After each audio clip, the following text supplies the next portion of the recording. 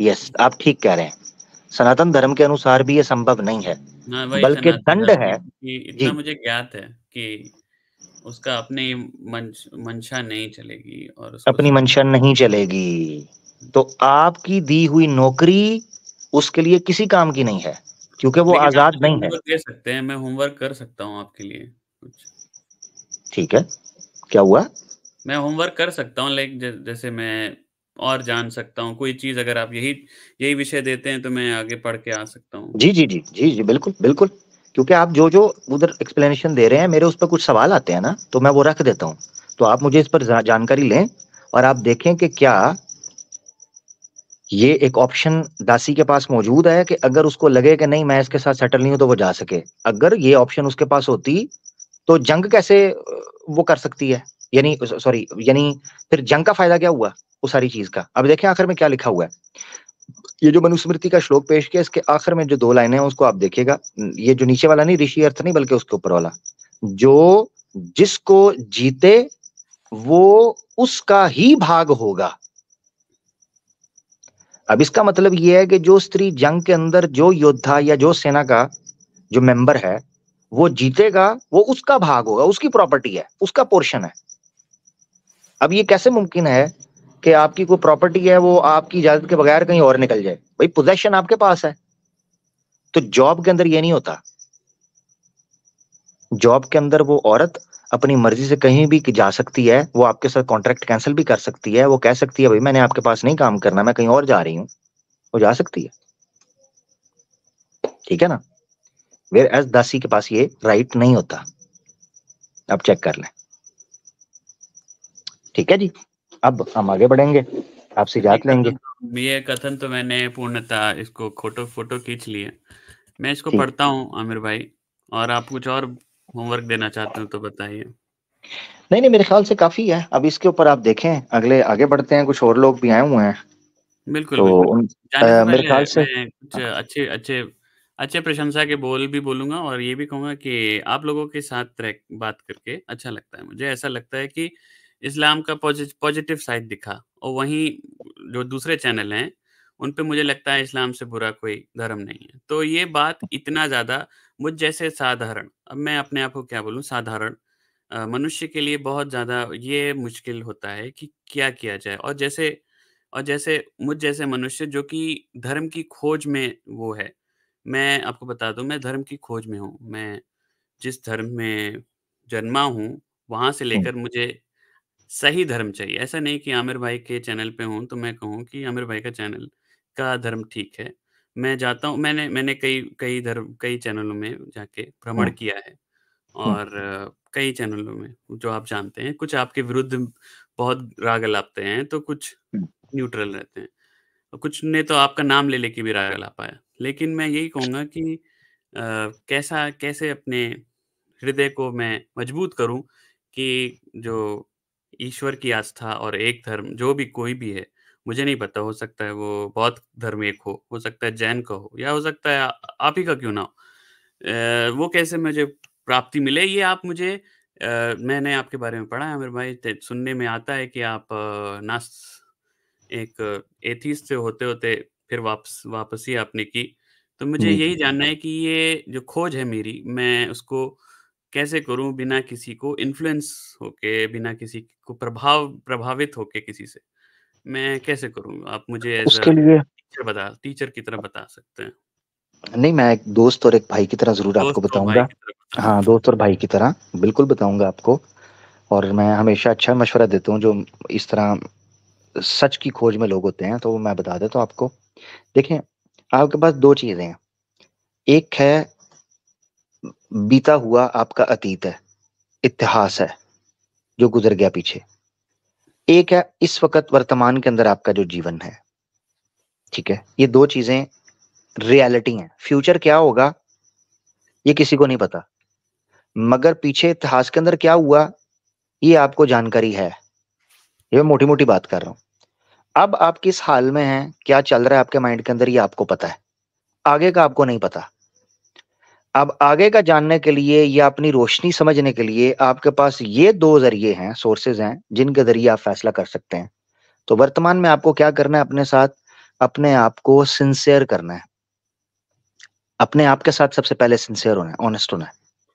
जब आप अपने साथ ऑनेस्ट होंगे, सिंसियर होंगे, तो फिर जब आप शास्त्रों का ध्यान करेंगे, पढ़ने की कोशिश करेंगे, किसी धर्म के प्रति जानकारी प्राप्त करने का प्रयास करेंगे, तो फिर आपके लिए निर्णय लेना आसान इस प्रकार होता जाएगा कि ईश्वर आपकी सहायता करेगा, ईश्वर आपके मन को खोल देगा। क्यों? क्योंकि वो ईश्वर हमारे मन को जानता है, उसको पता है कि ये शख्स सत्य की खोज कर रहा है और ये वाकई मन से चाहता है। वेद के अंदर भी लिखा हुआ है कि वो लोग जिनका मन, उनकी वाणी और उनका कर्तव्य, उनका कर्म एक तरह काम करते हैं, वो देवता होते हैं।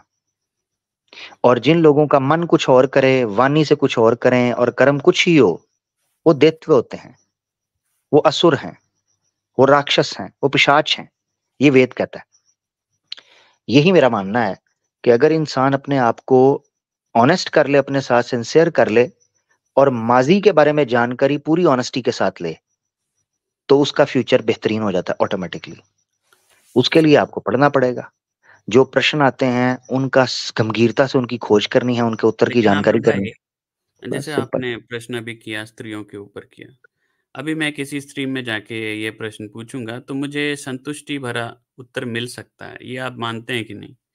क्योंकि वे हर उसके कोई बना उसके के बैठा है उत्तरों को, ऐसे प्रश्नों को उसके उत्तर बना के बैठा है। तो मैं कैसे समझूँगा कि ये वो वाला उत्तर नहीं है जो सही उत्तर है, और जो मैं समझ रहा हूँ, मैं जलेबी नहीं बना रहा।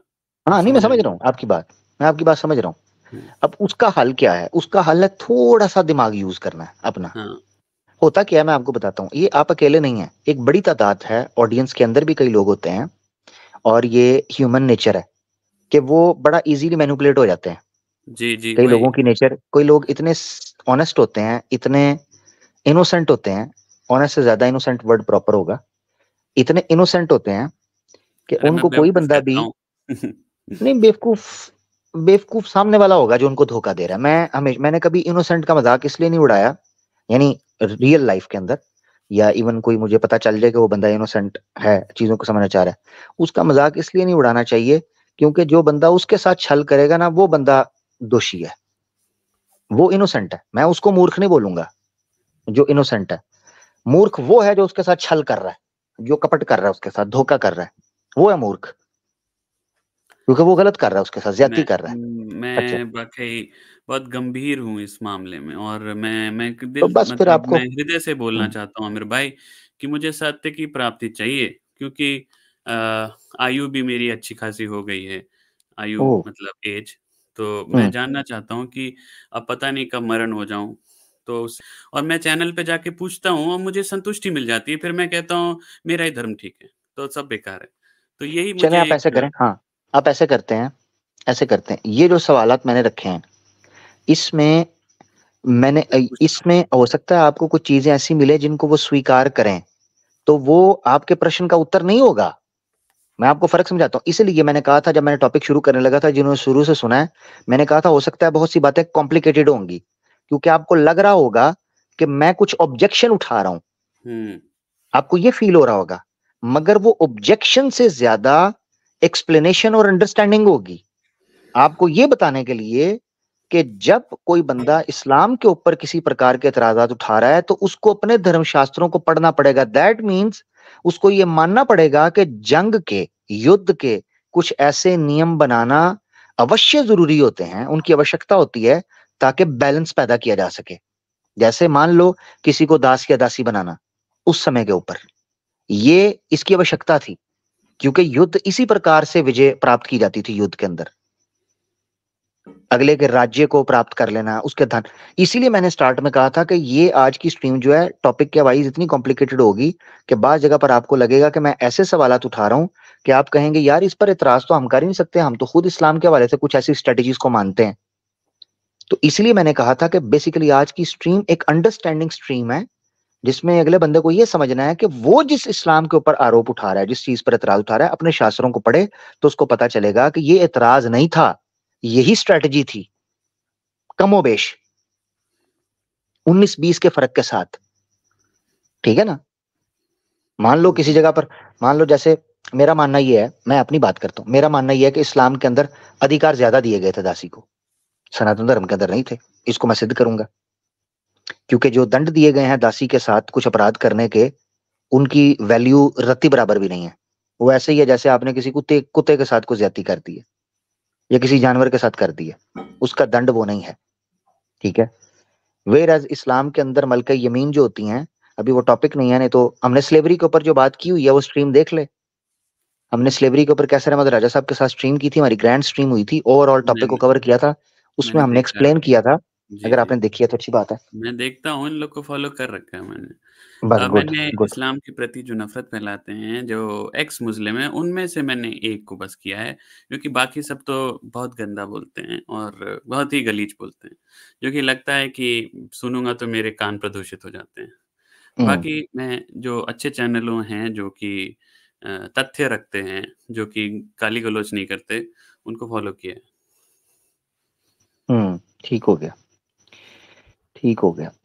चलें, चलें खैर आमिर बहरहाल भाई, ये, हाँ, ये धन्यवाद चीज़ है, इसको आप बहुत-बहुत देखें। मुझे सहने के लिए और नहीं, नहीं, नहीं, कोई बात नहीं। अच्छा लगा आपसे बात करके, और मेरी को बात बुरी लगी हो तो यार मैं आपसे सॉरी अपोलोजाइज़ करता हूँ। मेरा मकसद आपको हिट करना नहीं था, मगर ये नहीं, है कि पता है, आप जब आपको बेइज़्ज़त बात हो समझ आ जाते गई, हो, आप बहुत जाके, बेइज़्ज़त हो जाते हो। हाँ, 2-3 प्रश्न हैं जो मैं रख देता हूँ ताकि आपको पता चले जी, कि जी, आपने बिल्कुल प्रश्न दिखा पूछना दीजिए। क्या है। जी, जी। क्योंकि हो सकता है आप ये जाके चीज़ रखें कि ये यार ठीक है, तो वो आगे से कह दें हाँ ठीक है, ये सही है। तो आप कहें यार मुझे तो उत्तर मिल गया।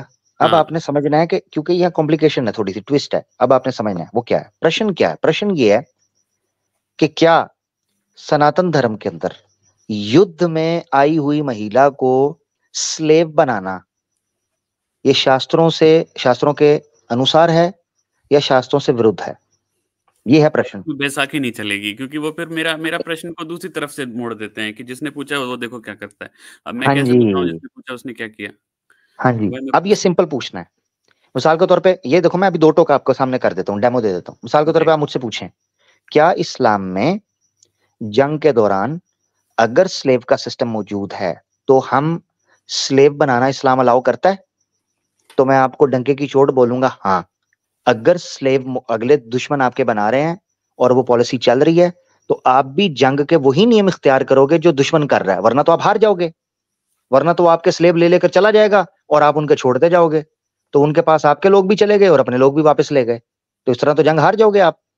तो जंग में, युद्ध में विजय प्राप्त करने के लिए हर स्ट्रैटेजी पर काम करना पड़ता है। जैसा कि मैं दूसरे सेगमेंट के अंदर अर्थशास्त्र के अंदर कई चीजें दिखाऊंगा। अब आप यहां तक अंदाजा करो कि कौटिल्य का जो अर्थशास्त्र है, जो कि पॉलिटिक्स के हवाले से, ब्यूरोक्रेसी के हवाले से, गवर्नेंस के हवाले से, एडमिनिस्ट्रेशन के हवाले से बड़ा जबरदस्त क्लासिकल शास्त्र माना जाता है, अर्थशास्त्र कौटिल्य का। चाणक्य का भी उसको बोलते हैं। अब उसको इसने पेश कर दिया पिछवाड़े ने, ठीक है ना। ये चूंकि इस्लामोफोब है तो इसलिए मैं पिछवाड़ा बोलता हूँ, बुरा मत मानिएगा। तो ये जो पिछवाड़े ने उसको पेश किया। अब जी। उसी अर्थशास्त्र के अंदर पता है क्या लिखा हुआ है कि युद्ध जीतने के लिए लड़कियों को आप डांस करवाओ, उनको जासूस बना के, स्पाई बनाकर भेजो, वो ठुमके लगाएं, राजा को, प्रिंस को लेकर कमरे में चले जाएं, उनसे काम करवा सकती हैं तो काम भी करवा दें, हाँ, संभोग भी हो जाए, फिर दहेज दे दें। ये अर्थशास्त्र के अंदर लिखा हुआ है, ठीक है ना।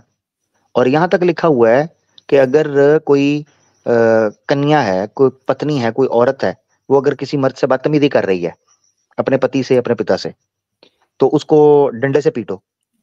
ये दिखा देता हूँ आपको। ये कहते हैं कि उसको डंडे से पीटो। अब ये अर्थशास्त्र के अंदर लिखा हुआ है, डंडे से ठीक है। पीटने का तो मैंने किसी चैनल पे देखा है आमिर भाई, ये तो आप लोगों में भी है, कुछ पीटने-वीटने का है वो नहीं, स्त्रियों हमारे यहाँ डंडे डुंडे से कोई पीटने पूटने का स्त्रियों नहीं को है। पीटने अब का एक है आमिर भाई, मैं नहीं, नहीं, मैं, जानता मेरी हूँ। सुन ले, मेरी बात सुने, मेरी बात सुने। डंडे से पीटने पूटने का कोई नहीं। और अर्थशास्त्र मैं क्यों पेश कर रहा हूँ? हाँ जी, क्योंकि बताइए। अर्थशास्त्र क्यों पेश कर रहा हूँ? क्योंकि अर्थशास्त्र जो है वो इस पिछवाड़े ने पेश करके जस्टिफिकेशन दी है कि दासी के साथ सेक्स नहीं हो सकता, हालांकि वहां भी झूठ बोला है। वो तो मैं बाद में बताऊंगा। तो मैं चलिए मैं रखी हुई उस है चीज। स्ट्रीम का वेट करूँगा आपके। हाँ, जी। बताना तो आज ही था मैंने, पर ये है कि वो बात क्योंकि काफी लंबी निकल गई समझने समझाने के वाले से, वरना मेरा इरादा था कि मैं आज उसको कवर करता। तो अब आपने ये समझना है कि ये वो अर्थशास्त्र है जिसके अंदर यहां तक लिखा हुआ है। यहां तक लिखा है, मैं भी सारी एक्सप्लेनेशन आगे दूंगा, समझाऊंगा। आगे रेफरेंसेस इसके आ जाएंगे कि भाई नचनियाएं होती है ना, तवाइफें, जी, जी। अपनी औरतों को नचनियाएं डांसर बना के भेजो। कोठे नहीं होते ये जो तवाइफों के अड्डे होते हैं, इधर भेज दो दुश्मन के राष्ट्र में, वहां पर जाकर वो डांसर बने, मॉडलिंग करें, ये चीजें बने। फिर वो क्या करें कि किसी मिनिस्टर को, किसी पॉलिटिशियन को, किसी ब्यूरोक्रेट को फंसा लें और उनमें फूट डलवाने के लिए उस ब्यूरोक्रेट के जरिए राष्ट्र को कमजोर करें, पॉलिटिशियन के जरिए कमजोर करें, और जब सही समय आए तो उसको जहर दे के मरवा दें और उसका नाम लगा दें दूसरे मिनिस्टर के ऊपर या दूसरे पॉलिटिशियन के ऊपर, ताकि आपस में लोग राष्ट्र कमजोर हो जाए। ठीक है ना? तो मैं यानी समझ गया। समझ गया ना आप? तो अब जी, जी। मकसद कहने का ये है कि ये अर्थशास्त्र पेश कर रहा है उल्लू का पट्टा, ये पिछवाड़ा, इसको पता नहीं है, ये सिर्फ अपनी मर्जी की चीज बीच में से उठा रहा है, और वो भी गलत। तो मैंने ये तो प्रश्न लिख दिया है, क्या सनातन धर्म में स्त्रियों को दासी बनाना उचित है? यही तो आप पूछ हाँ रहे हैं। जी, क्या सनातन धर्म के शास्त्रों के, सनातन धर्म में एक है सनातन धर्म, ये नहीं अच्छा, बोलना, ये शास्त्रों के बड़े, अनुसार। ये दोगले हैं।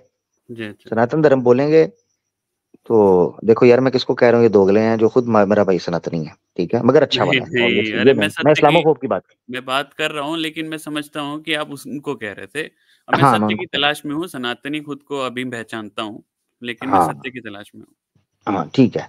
तो अब आपने ये समझना है, ये जो इस्लामोफोब्स हैं, दोगले हैं, आपने सनातन धर्म नहीं बोलना, आपने बोलना है सनातन धर्म के शास्त्रों के शास्त्र। अनुसार क्या युद्ध में युद्ध। महिला को, स्त्री को दासी बनाना ये जायज है, लीगल है? ये है सवाल। जी, मैंने लिख लिया इसका है। वो जवाब दे जाएं तो फिर आप मुझे बताइएगा वो क्या जवाब देते हैं, और अगर आपको लगा कि आप संतुष्ट हैं उससे, आपको स्पष्ट तरीके से उत्तर मैं मिल गया आपको है, बता दूँगा तो फिर आप किसी मेरे दिन। पास लेके आइएगा, फिर मैं आपको बिल्कुल, बताऊंगा उसको कैसे समझना है। ठीक हो गया ना? बिल्कुल। चले मेरा भाई, आगे बढ़ते हैं। बहुत-बहुत धन्यवाद आमिर बहुत बहुत भाई, धन्यवाद। मेरे मेरे जो हृदय का संदेह को दूर करने के लिए।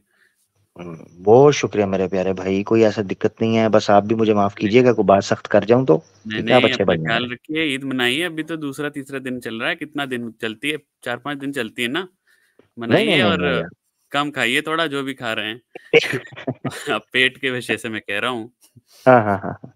ईद हमारे यहाँ अब तो बच्चों की होती है ना, अब हमारी ईद तो नहीं रही ना। अच्छा, अच्छा। यानी ईद से मुराद ये है कि ये जो छोटी ईद होती है या बड़ी ईदें होती हैं, ज्यादातर हमारे यहाँ फैमिलीज में बच्चों की ईदें होती हैं, बच्चे बहुत खुश हैं, घूमते फिरते हैं, उनको ईदी भी मिलती है। तो अब तो हम उम्र के उस हिस्से के अंदर आ चुके हैं कि अब हमें ईदियां देनी पड़ती हैं, पहले हम लिया करते थे, पैसे इकट्ठे करते थे, ये तो बड़े समय भाई का बहन खर्च आते थे। करने का हम्म, हाँ, तो ये चक्कर है। खैर बहुत बहुत धन्यवाद मेरा भाई, थैंक यू। धन्यवाद अमर भाई, धन्यवाद। धन्यवाद धन्यवाद। ले दोस्तों, बड़े अच्छे भाई सेकुलर भाई हमारे साथ थे, ये बहुत बार आ चुके हैं, अच्छे भाई हैं, कभी कभी गुस्सा भी कर जाते हैं मगर हैं अच्छे भाई हैं। तो क्या कहिएगा जनाब, क्या कहें, क्या करें?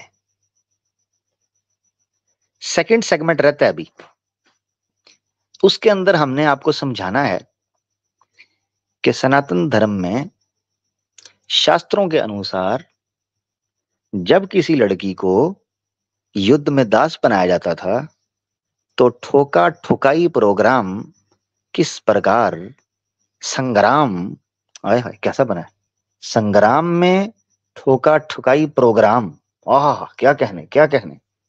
यार कभी कभी रदीफ काफी अजीबो गरीब ही आते हैं। विच संग्राम ठोका ठुकाई प्रोग्राम, आह क्या बात है। अच्छा, एक बंदा है, घंटे एक से बैठा, जब से बात शुरू हुई है, भाई डिवाइस कनेक्ट कर लो ताकि मुझे को बुरा भला कहना तो खुल के तो कह सको। भाई डिवाइस तो कनेक्ट करो ना शर्मा जी, ताकि मैं आपको वर्मा तो फेरूं अच्छे से। हम्म, शर्मा जी, शर्मा जी, डिवाइस कनेक्ट करें, कैमरा ऑन करें, माइक ऑफ करें, ऑन करें, कनेक्ट हो जाए तो फिर देखें मैं आपको शर्मा जी वर्मा कैसे फेरता हूं। वो मेरे जिम्मे है, आपके सारे वट वुट मैं निकाल दूंगा। जैसे धोबी इस्त्री फेर कर कपड़े के अंदर से लुंगी से वट नहीं निकालता, ऐसे वट आपके जिस्म से सारे निकल जाएंगे, मगर उसके लिए डिवाइस कनेक्ट करनी पड़ेगी। मजा तो फिर आएगा ना भाई। ऐसे मुर्दों को मैं क्या सूंघूं, सीधी बात है। तो ये है सर चक्कर जिसको आपने समझना है। अच्छा, अभी हमने एक पॉइंट तो इसको सामने क्लियर कर दिया। चलें यहां हम एक चीज को ले लेंगे ताकि अगला पॉइंट जो है ना सिर्फ वो उसी चीज पर फोकस होगा। यहां से देखना आपने आगे।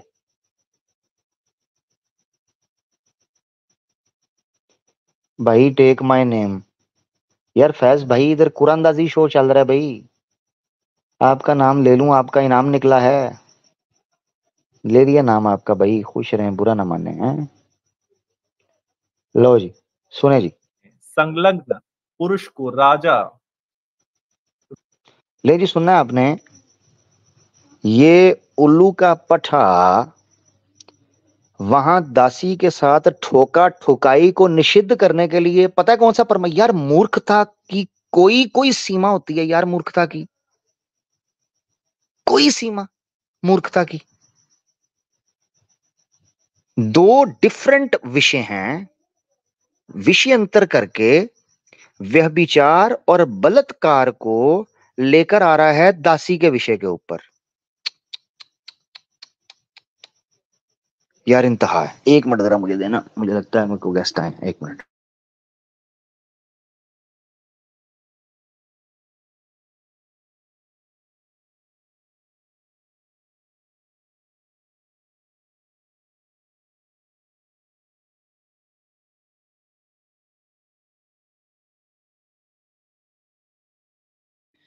अच्छा हाँ जी।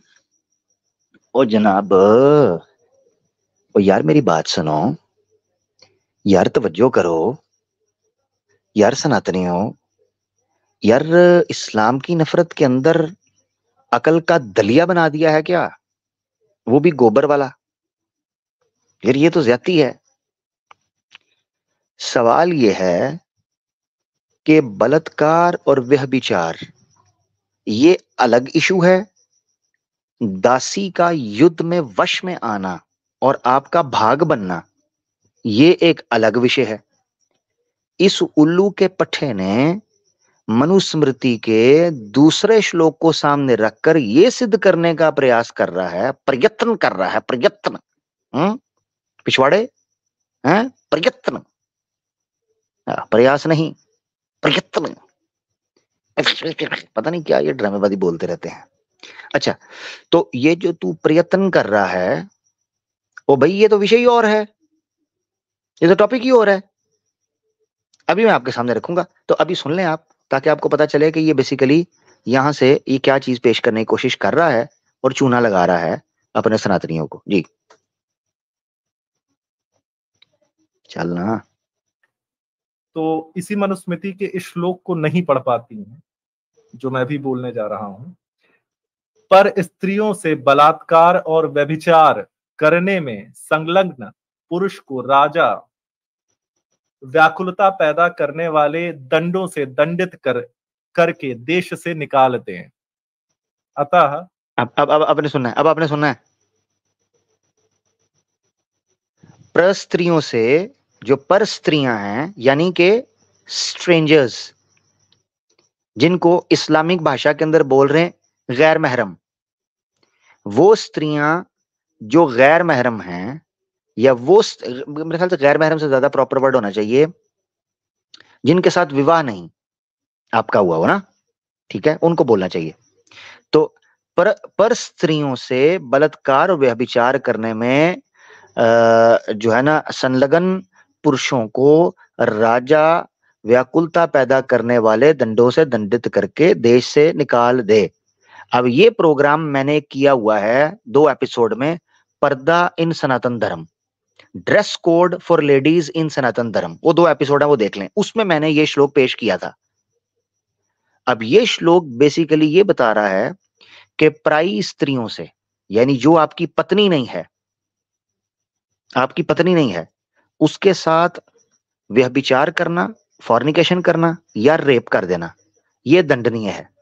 अब सवाल ये उठता है, यहां सवाल उठता है जो आपने सुनना है सवाल ये है कि युद्ध के अंदर जो दासी वश में आती है, जो जीतता है वो योद्धा जो सेना के अंदर है, जो लड़ रहा है, वो तो उसका प्रभाग बन गई, वो परस्त्री तो रही नहीं है। देखो एरर चेक, अभी मैंने दूसरे रेफरेंसेस नहीं दिए, अभी मैं दूंगा। अभी तो जो रेफरेंस ये पेश कर रहा है उसको मैं समझा रहा हूं। युद्ध के अंदर मनुस्मृति के अनुसार प्रयत्न, प्रयत्न। तो अब सवाल ये उठता है कि यार जो स्त्री युद्ध के अंदर आपके वश में आई, वो बन गया आपका भाग, वो आपकी प्रॉपर्टी में आ गई। जब वो आपकी प्रॉपर्टी के अंदर आ गई तो वो पर स्त्री रही नहीं। पर स्त्री तो तब रहे कि जब कोई स्त्री आपकी ऐसी प्रॉपर्टी नहीं बनती है जिसके साथ आपको ये अधिकार हो कि आप उसके साथ सेक्सुअली इन्वॉल्व हो सकते हो शास्त्रों के अनुसार। ये है पॉइंट। अब इसने ये चीज पेश की, इसको जरा आगे भी सुन लें ताकि फिर इस पॉइंट को डिस्कस करके फिर हम क्लोज करेंगे। किसी भी पर स्त्री के साथ अगर आप बलात्कार करते हैं या व्यभिचार में उनके साथ संलग्न होते हैं, मतलब अगर आप बलात्कार भी नहीं कर रहे हैं, अगर आप कंसेंशुअल सेक्स कर रहे हैं, तब भी राजा को दंड देना है आपको। चेक करें, अब जो इसने बात की है इसके परखच्चे उड़ जाएंगे आगे जाके। हाँ, इसके परखच्चे उड़ जाएंगे इस बेस पर। इसने कहा है कि राजा दंड देगा किसी स्त्री को या पुरुष को जो के पर स्त्री है, वो व्यभिचार के अंदर इन्वॉल्व हो गया है, कॉन्सेंशुअल इंटरकोर्स सेक्स। अगर दोनों की मर्जी के साथ भी सेक्स हुआ है, जना बिर रजा जिसे बोलते हैं, तो राजा उनको दंड देगा मनुस्मृति के अनुसार। तो बेड़े गर्क होने लगे हैं, बेड़े गर्क होने लगे हैं। आगे सुन लें। अब देखिए इशू क्या आता है कि जब मनुस्मृति में साफ साफ ये चीज लिख दी गई है, तो क्योंकि इनके ऊपर इन्फ्लुएंस है इस्लाम का, तो इनके दिमाग में आता होगा, लेकिन वो तो युद्ध की औरतें है ना, तो फिर वो तो पता उसको भी दिल में है, लौंडिया है, तो उनके ऊपर ये नियम नहीं लागू होते। नहीं मैम, ऐसा नहीं है। हमारे यहाँ अगर परस्त्री है तो वो परस्त्री ही है जो आप पर स्त्री है तो फिर फंस जाएगा, क्योंकि मनुस्मृति के अंदर लिखा है कि पर स्त्री के साथ एकांत में भी नहीं बैठना। तो ये दासी तो तुम्हारे एकांत के अंदर काम करती है, कैसे करेगी काम? एक दासी अगर पर स्त्री है, वो तो उसके साथ तो एकांत में भी नहीं बैठ सकते। यही मनुस्मृति कहती है। उस प्रोग्राम के अंदर मैंने डिटेल से डिस्कस किया है। ये वो प्रश्न है जो इसकी एक्सप्लेनेशन पर उठ रहे हैं। अभी रेफरेंसेस तो हम देंगे, आगे चलें। की वाइफ नहीं है। अब हमारे यहाँ ऐसा होता नहीं था, इसलिए हमें स्पेसिफिकली मनुस्मृति में लिखने की आवश्यकता नहीं पड़ी कि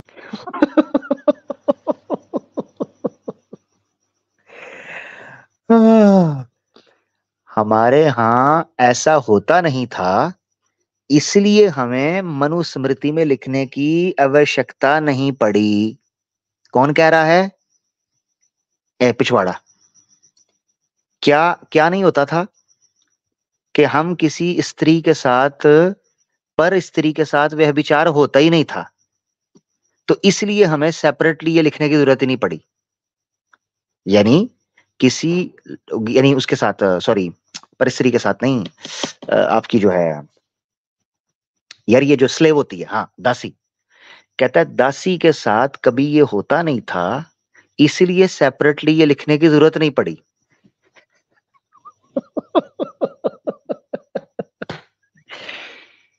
पता है इसने क्यों कहा है? क्योंकि इसको पता है पूरे सनातन धर्म के धार्मिक शास्त्रों में एक प्रमाण भी नहीं है जो निषिद्ध करता हो कि दासी को आप पेला पिलाई नहीं कर सकते। एक धर्मशास्त्र भी नहीं है। धर्मशास्त्र, यही वजह है कि जब इसने ये ब्लंडर मार दिया ना कि चूंकि होता नहीं था, बेटा हम किस लिए हैं? हम दिखाएंगे, हम दिखाएंगे।